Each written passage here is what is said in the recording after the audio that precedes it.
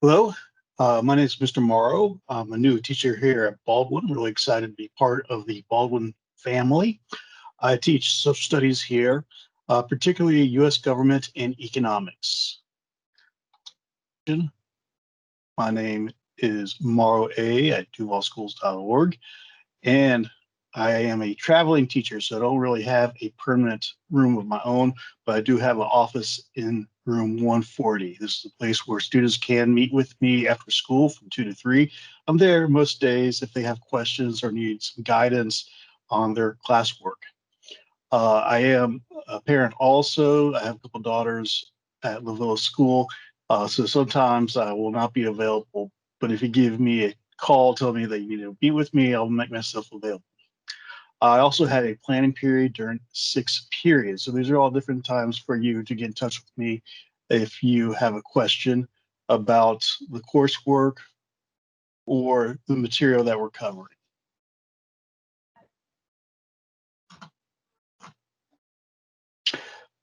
My structure for today's open house. Our course is a little bit different from your traditional classes in that it is completely online. I know during this time of COVID, we had a lot of online courses, but this class is specifically to be used online and has been part of the Duval County Public Schools curriculum for a couple of years now. I'll give you a quick outline of the course, also a breakdown of the course components, and finally, my grading and progress reports, how I will be grading your students. Now, so a common question I often have is, why do we have this class online? Well, according to Florida state statutes, this online course is required. As you see here, by the statutes requirement for standard high school diploma, there are a number of credits that you need for social studies, including a half credit in economics and a half credit in United States government.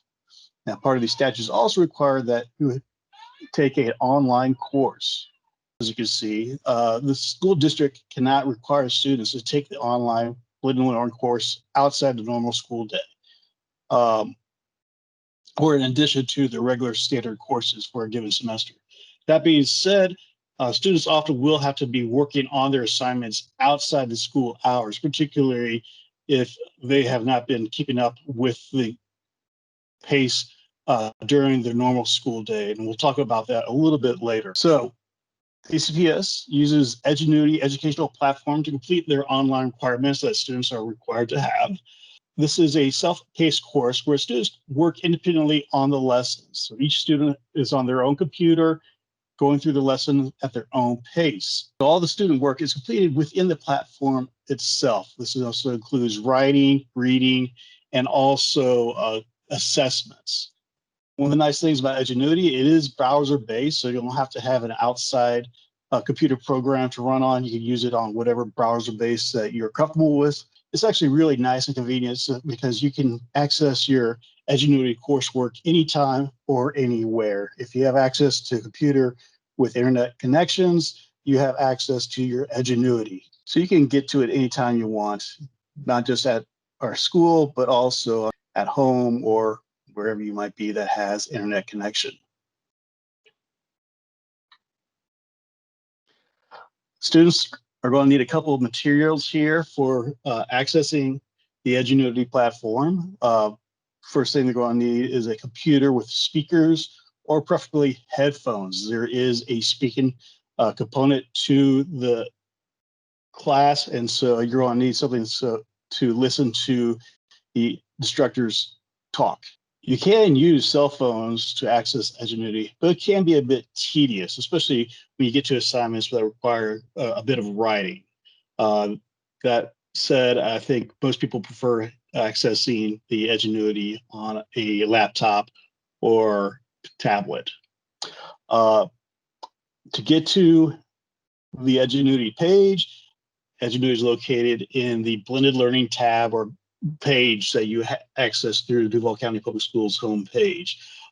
At this point, most of my students, or I should say all my students, have accessed Edgenuity at least once, so they know where it is located on their blended learning. So the course format, Each course is divided into lessons and units. Each lesson is comprised of vocabulary exercises.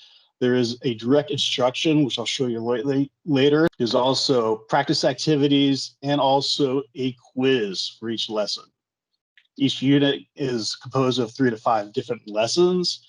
And then at the end of each unit, there is a comprehensive test for that particular unit. Once all the units are completed, the students are going to take a cumulative exam through Edgenuity. This will be at the end of the semester. The platform also provides an opportunity for students to take notes along with the instruction.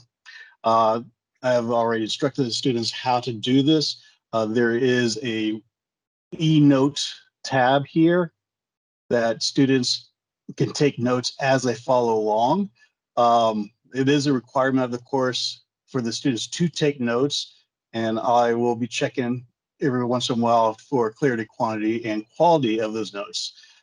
If students prefer, they can use a regular notebook to create notes, but they should have that notebook available in case they need to do a notebook check. So I encourage students generally to use a Edgenuity e-notes right here for the students to maintain their notes. There's also a couple other neat tools that Edgenuity provides. One is a transcript tool.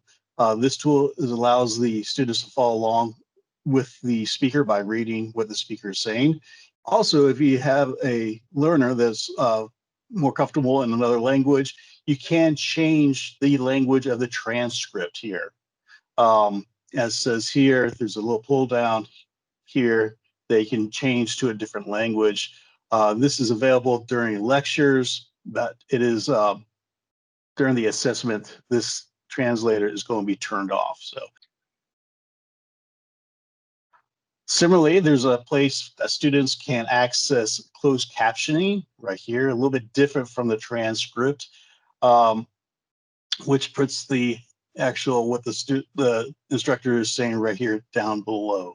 It's another neat little tool for those that would like to follow along with what the instructor is saying. Moving on to our grading policy. This is a breakdown of how I'm providing grades. So each lesson has 2 components. There is a assignment and a quiz, and I have provided 15% of the grade. Once you've done all the lessons in a unit, like I said, there's about 3 to 5 lessons, you're going to be taking a unit assessment, which is going to be worth 20% of your grade. Similarly, once you have completed the entire course, you're going to be taking an Edgenuity cumulative exam at the end of the class, which is going to be 25%. And then also I will have my own personal midterm or final exam. So this is a breakdown of the class scoring for grades.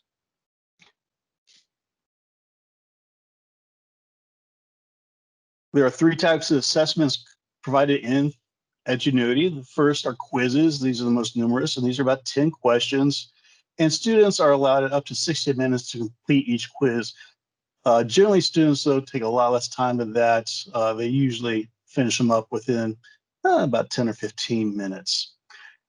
At the end of the unit is the topic test. This is going to be 25 questions, and students have 120 minutes to complete that unit test. And then finally, at the end of the course, there's the cumulative exam, which has 50 questions, and students will have 180 minutes to complete the cumulative exam.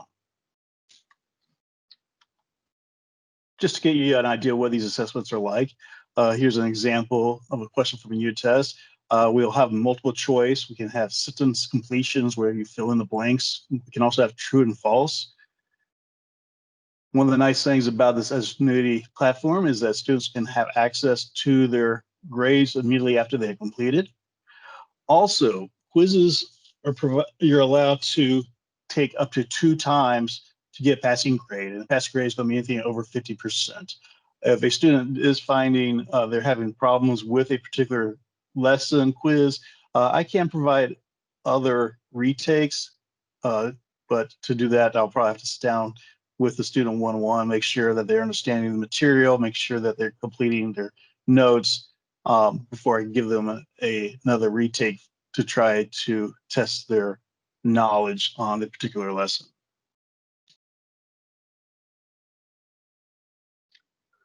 One of the more critical tools for the students is the assignment calendar. The assignment calendar is in focus, and this will help students pace themselves in order to complete the course by the target end date, which we've set as December 7th, 2020 for U.S. government. This is a great tool for students to see what is due when, so they can stay on pace. And if a student gets behind, the assignment calendar tells them when they should be back, where they should be in order to get back on track. So as you look here, you see the assignments. In this example, the gray boxes are assignments, blue are quizzes, and then the reds are the unit exam. And I have the due dates here located underneath so that students can see where they should be on a given date.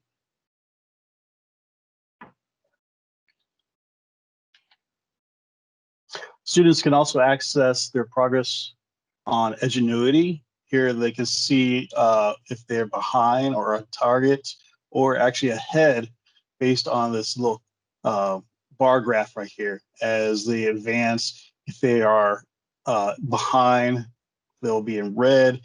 When they're on target, it becomes blue. And if they're ahead of target, then it becomes green. Also, you have this actual grade here so that you know exactly what their grade is in Edgenuity itself.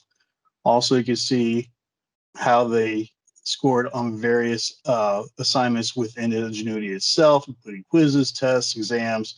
There are a couple of essays there and several projects too.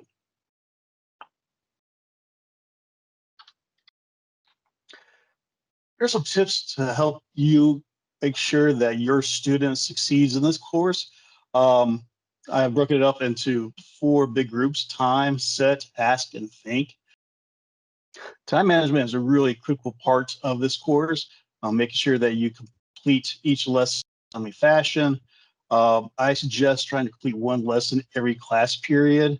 This is both when we have face-to-face classes and when we meet virtually.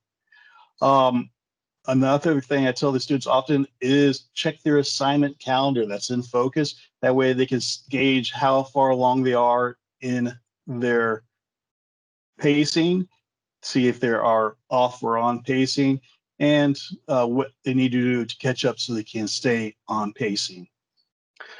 The next item is set. Students really need to set high expectations for themselves. You have to really commit yourself to work on your course in and out of school. This is particularly important if you find that you're getting off pace while working in school. If you find yourself that you can no longer on pace with class time that's been provided for Edgenuity, then you will have to work on your own outside of class hours.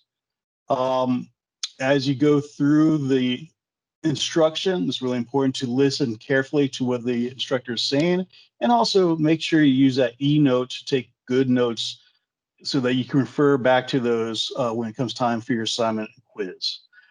Another thing I say is ask for help.